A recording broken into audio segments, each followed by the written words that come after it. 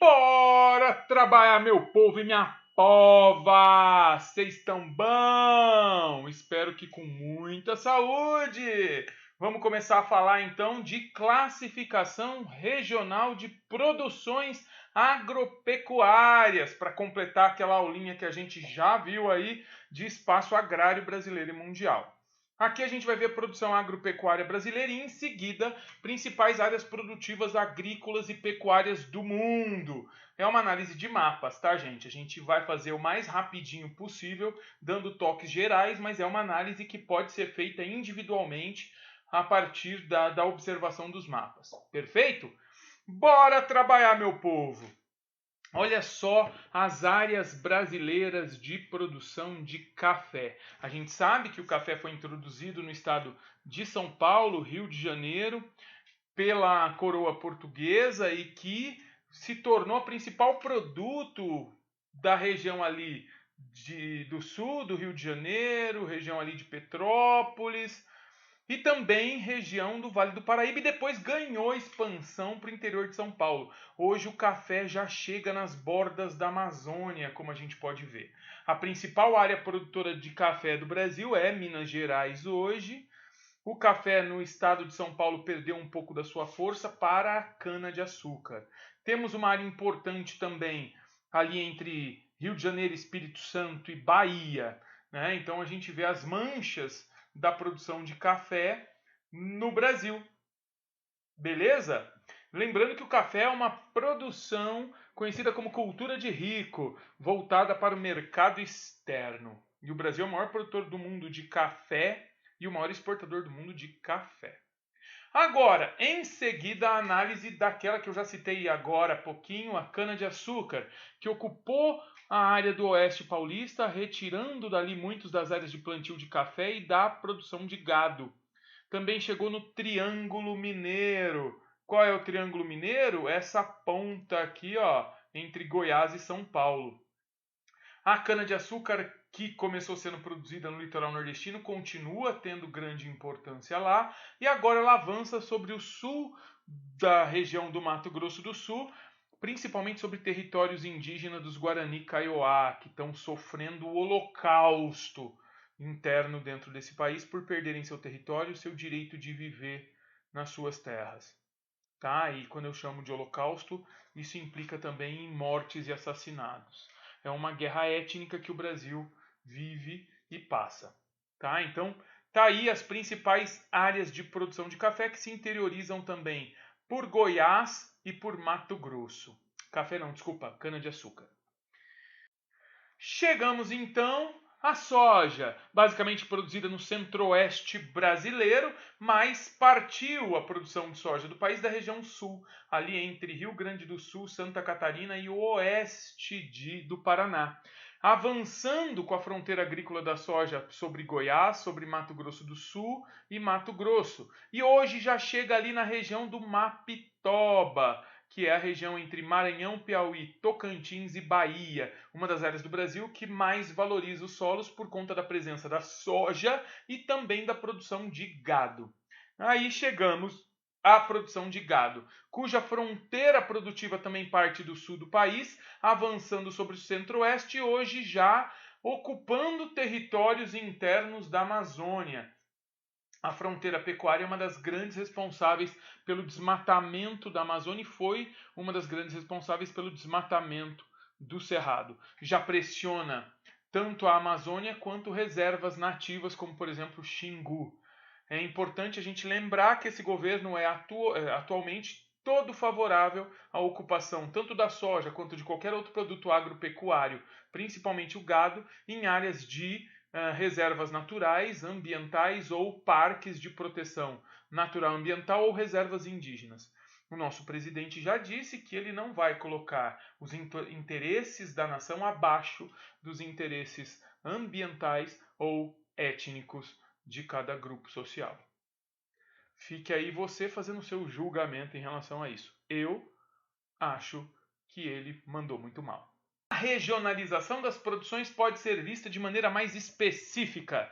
Então chegamos aqui a uma classificação regional que a gente vai acabar usando a partir de agora. Em vermelho, Oeste Paulista ou Planalto Ocidental Paulista. Em branco, eu já citei ali atrás o Triângulo Mineiro. Em verde, no sul de Minas, o sul de Minas. A região da Zona da Mata Mineira em roxo. E a planície litorânea carioca e do Espírito Santo, marcando uma área produtiva importante, principalmente do café, como a gente já viu. E aí vamos então usar essas nomenclaturas para definir o que é produzido aonde. Dá uma olhada, bolinhas vermelhas marcando a produção de cana-de-açúcar no interior paulista, dividindo espaço com o café e também com alguma produção aqui, bolinhas verdes, de laranja. A área em marrom é a produção do café, se ampliando para o sul de Minas e para a região da Zona da Mata Mineira. Em roxinho, aqui no sul do estado de São Paulo, no Vale do Ribeira, a produção de chá. E em bolinhas pretas no litoral, principalmente também no Vale do Ribeira, a produção de banana. Lembrando que aqui no Vale do Ribeira, a produção de banana ela é principalmente realizada em propriedades quilombolas, onde negros fugidos da perseguição da escravatura no século XVIII criaram suas comunidades quilombolas e produzem hoje banana. Vivem numa situação ainda muito precária em termos econômicos, o governo ignora a existência deles ainda hoje. São comunidades que mantêm sua estrutura cultural muito forte, muito estabelecida, mas sem nenhum amparo governamental. Força aos quilombolas, beleza?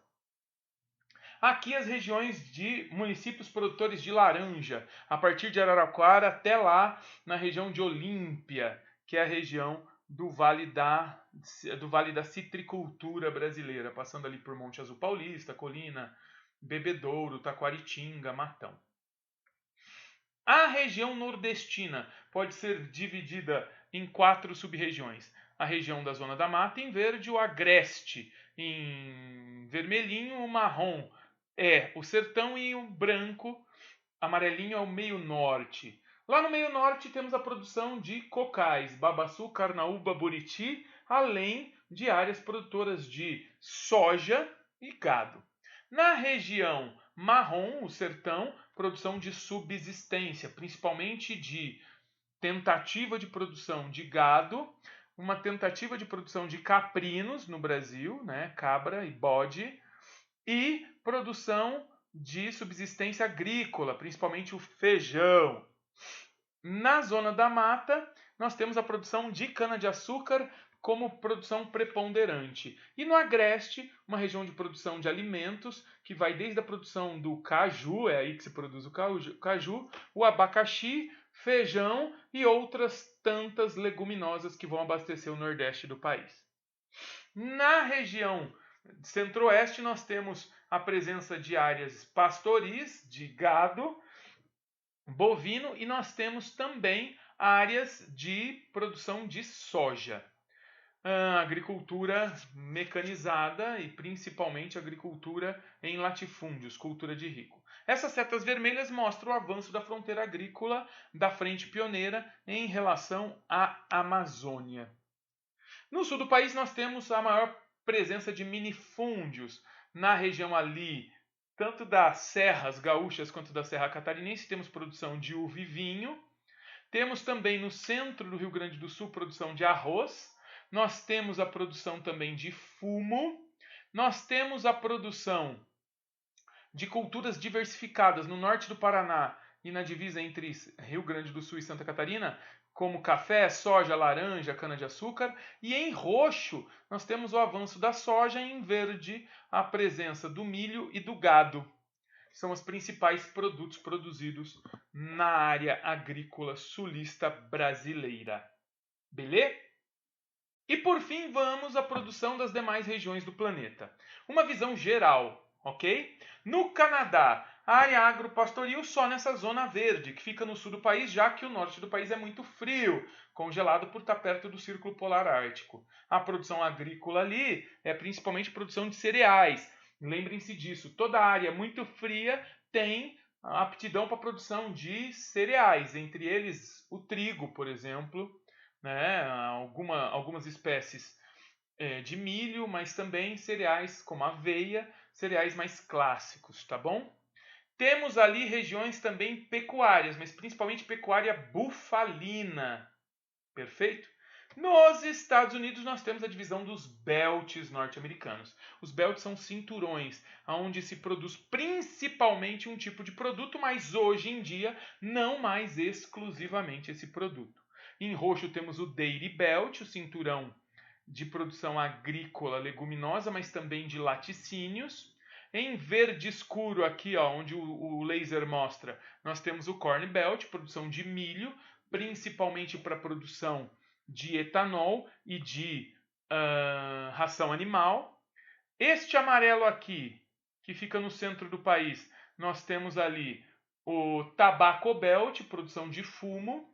Esse amarelo aqui embaixo, nas antigas províncias do sul, é o Cotton Belt, produção de algodão. Em laranja, na região da Flórida, Tropical Culture Belt, belt das culturas tropicais, principalmente frutas, como por exemplo cítricos, são produzidos nessa região. Esse verde aqui, ó, no centro do país, é o Wheat Belt, produção principalmente de trigos e cereais em geral. E esse marrom esverdeado aqui, esse verde musgo, é o Urban Culture Belt, ou produção de culturas urbanas, produção principalmente de hortaliças. Em amarelo nós temos uma área de produção extensiva de gado, e em verde, bem chamativo aqui no oeste americano, nós temos as Dry Farming Belt, né? As fazendas secas irrigadas, com produção principalmente de frutas, como por exemplo as maçãs. Beleza? Cuidado que os belts já caíram muito no vestibular. A produção europeia central e principal é de principalmente grãos, digamos cereais, melhor dizendo, principalmente produções comerciais, como por exemplo o trigo, né? A Europa é uma grande produtora de trigo, mas não só trigo, tem um pouco de milho também, e tem aveia, e tem outros tantos cereais. Na região norte, em amarelo, nós temos a criação de gado leiteiro, principalmente. Essa área mais amarelada escura aqui é produção de subsistência em área fria, criação principalmente de gado que resiste ao frio, bufalino, entre outros, ovelhas. A própria Escócia é uma boa produtora de ovelhas. E a região aqui do sul da Europa, que está em rosa, é a agricultura mediterrânea, adaptada ao clima quente e seco do verão e frio e úmido no inverno. Ali nós temos produção de algumas leguminosas muito específicas, por exemplo, tomate, alguns tipos de pimentões. Nós temos também a produção de oliva, né, de azeitona e oliva, e portanto de azeite de oliva, e é uma área muito apta à produção de uva e vinho, além do que é uma área de grande produção de frutas adaptadas a esse clima, tâmara, figo, cereja. Também é uma área de produção de uma pecuária muito específica, principalmente na Itália, pecuária de ovinos, ovelhas, mas principalmente de suínos, de porcos. Como a região também é montanhosa, tanto na Itália quanto na Grécia, ter grandes áreas pastoris é muito complicado. Então, a produção de áreas pastoris menores, mais confinadas, e, portanto, o boi fica mais inviável do que a cabra, do que a ovelha e do que o porco. Ok? A produção agora da Austrália. Todo o centro da Austrália é semiárido ou árido, tem pecuária no máximo de gado extensivo. Mas a principal região de criação de gado e lavoura de grãos fica no leste do país, essa área laranja. O sudeste do país e a região principalmente da Nova Zelândia é uma grande produtora de ovelhas. A maior produtora mundial de ovelhas é a Austrália e em seguida a Nova Zelândia. Beleza? Agora então falar da pecuária e da agricultura chinesa. Dá uma olhada aqui. Nós temos na região sudoeste da China a região do Himalaia, portanto, apenas produção de subsistência local, ali na região do Tibete. Basicamente, atrás do Tibete nós temos dois grandes desertos, o deserto de Xinjiang e o deserto de Gobi, também produção adaptada ao semiárido. A produção chinesa, então, vai ser totalmente voltada à região leste. No sudeste, como tem muita chuva por causa das monções, produção principal de arroz. né, durante o verão e de algodão durante o inverno, já que o inverno é seco e frio. Na região mais norte do país, centro-norte, como é uma região fria, a produção de trigo e cereais prevalece, com alguma produção também de soja. E no centro do país, produção de chá. Beleza? E o Japão? O Japão tem basicamente uma ilha congelada ao norte, que é Hokkaido, que tem uma colheita anual de arroz. A ilha central, muito fria ao norte, mas no inverno também muito fria, tem duas colheitas ao norte, né, nessa região aqui de trigo e arroz. E na região central ainda tem produção de frutas, chá, e na região mais quente, na ilha de Kyushu, nós temos a produção de amendoim e tabaco. No centro mais colinoso, né, mais montanhoso, nós temos a extração de amoras e a produção de bicho da seda. Beleza? O Japão tem a necessidade de importar alimentos e ainda assim, com o espaço bastante reduzido, eles conseguem ser bons produtores de arroz, de chá, tabaco, aves, ovos e são o segundo maior produtor mundial de seda. Bom, chegamos ao mundo tropical, produção agrícola e pecuária. Acabamos de falar o mundo subtropical e temperado. Na área do mundo tropical, já começamos com a África, um continente imenso que vai desde a produção de coco e dendê no centro do país, também produção de café, olha as bolinhas pretas aqui, partindo para a produção de amendoim no Sahel, de cacau, base do chocolate, na região ali do Golfo da Guiné, também um pouquinho ali na região do Chifre da África, e partindo para o Saara. No Saara nós vamos ter só lá em cima, quase na divisa com a Europa, a produção mediterrânea de ovelhas, de alguns tipos de oliveiras e de cereais na área verde. No sul do país, como o clima é muito parecido, também mediterrâneo, temos também a produção de cereais e a produção de alguns cítricos. Em roxo, produção de cana-de-açúcar. Na Índia, nós temos um clima tropical ao sul que tem culturas variadas, principalmente culturas associadas a alimentos. Nós temos também áreas de produção de algodão, que estão marcados com as bolinhas aqui, e mais ao norte, mais frio, produção de cereais, principalmente o trigo. E ali também que encontramos alguma produção de cana-de-açúcar. Nesse espaço aqui, temos a produção de juta. Dá uma olhadinha aqui no que é juta. Olha aqui o que é juta. Perfeito? Juta é essa planta que vira essa fibra que produz esse tecido que a gente conhece muito bem quando a gente faz artesanato, né? É os antigos sacos de batata. Aqui nós temos também a produção de milhete, que é base da alimentação da Índia. Lembra na região que eu falei que tinha produção de agricultura, essa área verde aqui, ó, agricultura variada, principalmente leguminosas e alimentos? Pois é, o milhete é a base alimentar mais importante do país, produzida nessa região, tá? Dividindo espaço com algodão. Olha aí o milhete, um milho pequenininho que é muito utilizado na culinária hindu. Perfeito?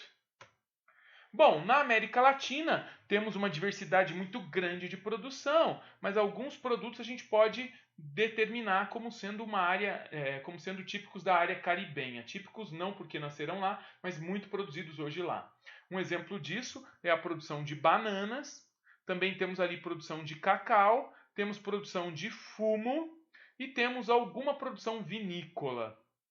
Principalmente a produção vinícola que chama mais atenção na América do Sul, no caso, é a chilena e a argentina. E a produção de café, tanto na Venezuela como na Colômbia, também são muito importantes. Claro que além do Brasil, que a gente já viu.